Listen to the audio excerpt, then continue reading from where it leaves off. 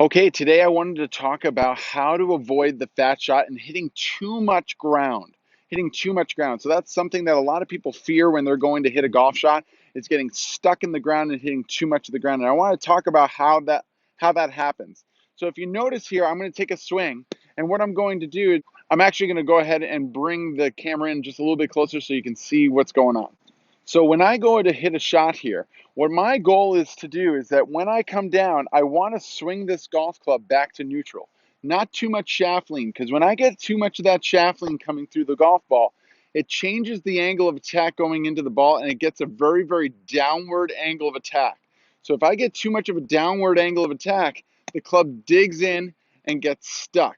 So if I can get this club to be more feeling like it's getting back to straight up and down, it's going to hit the ground and then bounce off the ground. So it won't get stuck in the ground.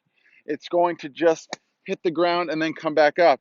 But if I come in and I come in too steep, that's when the club tends to dig into the ground and get stuck. So I'm going to show you 4 swings here. The first one, I'm just going to barely hit the ground. And then with each swing, I'm going to increase the intensity of hitting the ground. So take a look at this. This first one, barely hit the ground. More ground, more ground, more ground, more ground. So on that last one there, I hit it with the most intensity, but the divot was barely any at all. So, but if I were to hit the ground just barely enough, but having the hands too far forward, it tends to get stuck and it doesn't go forward. So, in order to avoid getting too much ground, it's not about trying to change the intensity of hitting the ground. It has more to do with changing the angle of the club at the moment of impact. If you get too much shaft lean, it's going to dig into the ground. So you have to feel like you're taking this angle from my left arm into the club and snapping it to another angle on this side here with my right arm in the club in order to get that club to match up to that straight up and down feeling at address or at impact. If I hold on to that angle too much coming through, it's going to make too much of an intense divot and it's going to feel fat and like you've hit the ground too hard.